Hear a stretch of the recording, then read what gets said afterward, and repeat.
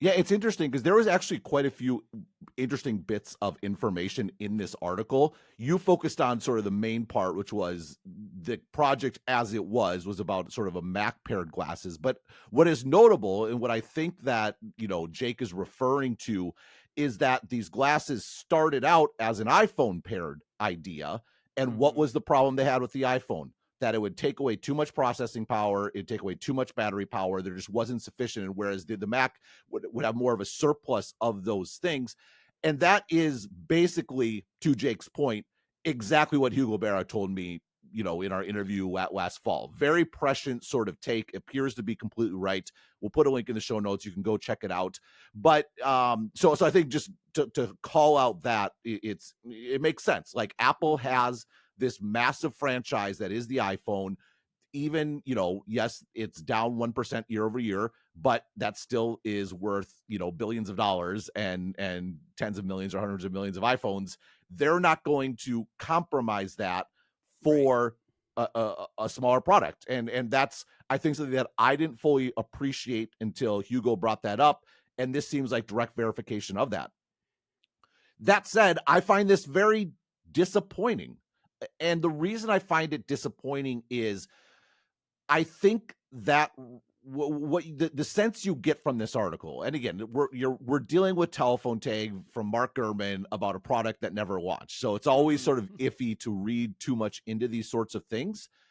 But it sort of speaks to this go big or go home mindset that honestly seems a little weird in light of the Vision Pro, but maybe explains some of the Vision Pro's sort of lackadaisical follow-up in many respects over the years, where Apple is so accustomed to and used to shipping things at massive volume that it's like, well, if it can't be big, we're not interested. Why bother? And Right. yeah, because to my mind, what's kind of bugs me about this is that it feels like it started out as an iPhone adjacent project. It got killed for very good reasons, which Hugo explained. Well, And wait. then the What were the very good reasons that they killed it as an iPhone adjacent product? Because it would seem to be like a natural outgrowth of the iPhone. And people were talking about maybe Meta needs a phone. Like, technically speaking, what were the concerns that Apple had about tying this to the iPhone going forward?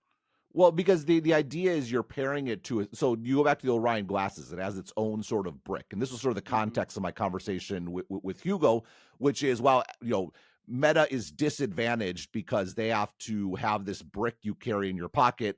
The brick contains all the battery. It contains the sort of more powerful processor. Like Right. there's processors in the lenses, but then there's a more powerful one to do the actual computing in the brick, and it contains the battery. To so you can have a light thing on your head. And so the initial response to that is, this is great, but are you really going to carry a phone and a brick? And Exactly. wow, Apple has a big advantage because you already have a phone in your pocket. And Hugo's point is that the problem is that these devices take a lot of battery and they take a lot of processing power.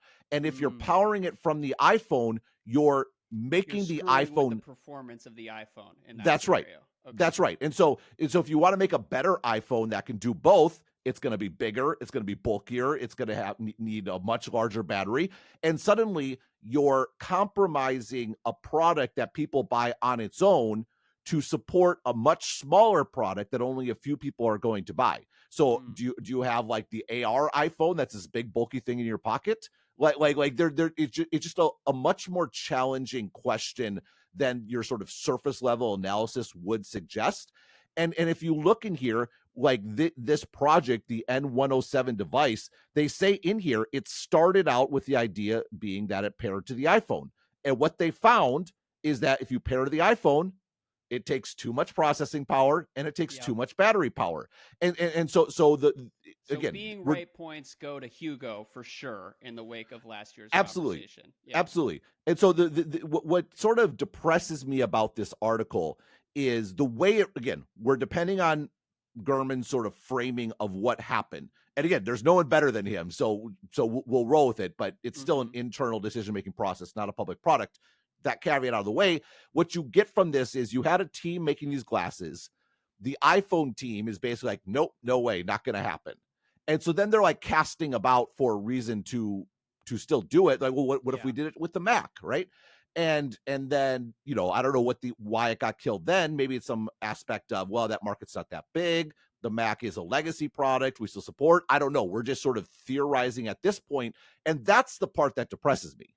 Not that they killed the iPhone integration, in part because Hugo primed me to understand why that was a much bigger problem than you realized, but because, and again, maybe this is personal preference speaking, this is what I want. I want a Mac accessory where I can get that, like the thing with the Vision Pro, the most compelling use case that I see for the Vision Pro right now is that widescreen Mac display, Mm-hmm. which, by the way, almost everything about the Vision Pro is not necessary for a Mac external display. Like it doesn't need all this its own processing. It doesn't even need a battery. You could just plug it Yeah. into to the MacBook Pro or whatever it might be. It doesn't need the eyesight thing. Like all these bits and pieces, it could be pared down to basically like it's like the Vision Pro should not be a standalone category. If you go to apple.com and click on the headers, it should be under displays. You Mm-hmm. have the studio display, you have the not cinema display, what the whatever the crazy pro display is, and I'm you not should enough have, of an Apple nerd to know the tabs on the Apple website, but yeah. well, that's okay. Are You've been you busy envisioning like on NBA.com. a plastic like high res display that you could I use? want the Vision display right Yeah. next to the studio display where you Mm-hmm. can buy this accessory for a Mac. To me, that's like, and then you lean into the productivity use case. Apple can do all these sort of integration that they're so great at.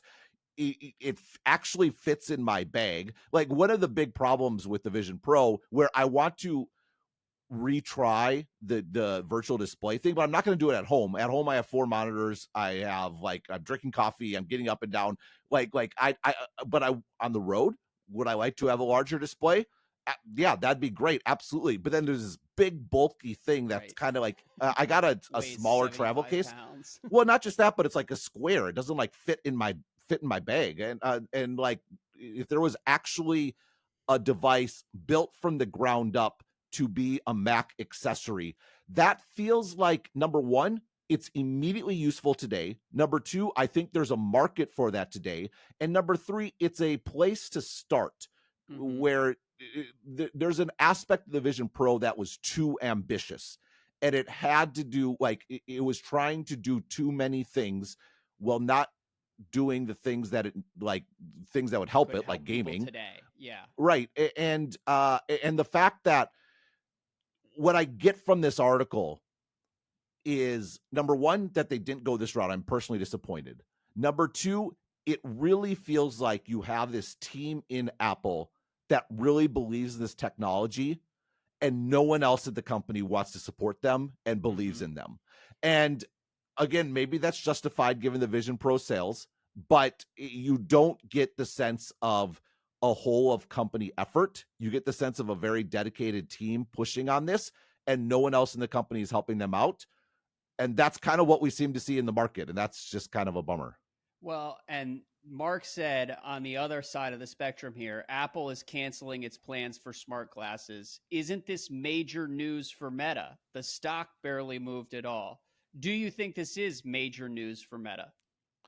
Well, I think the bigger question for Meta is this ever going to be a category? That's the question I have. It's like, why like should the stock spike years in right. advance of this product actually hitting shelves and gaining a following? And I don't know whether that will ever actually materialize. I think it's interesting because what you've laid out for Apple, where they tie it to the Mac and potentially see more adoption among their customers, that could be sort of an intermediate step to really like throwing their weight behind something that people use every day. Because if smart glasses are going to be like the way, like the point of integration and the way a lot of people interact with technology in their daily lives 10 years from now, then Apple could really be way behind and just miss the boat entirely on that market if they don't have anything in the works. And so tying it to the Mac would have been kind of an interesting, like, halfway commitment to investigating that market, but they've chosen not to do that at all and look like they're just going to double down on the iPhone ecosystem. Well, just one more thing to sort of double down on this point. This sentence really depressed me. When they talked about they started pairing to the iPhone and then they went to the Mac, which has a faster processor and bigger batteries. I'm going to quote from the article. But the Mac connected product performed poorly during reviews, and you're like, "Ooh, that's unfortunate." And then the next two words, with executives.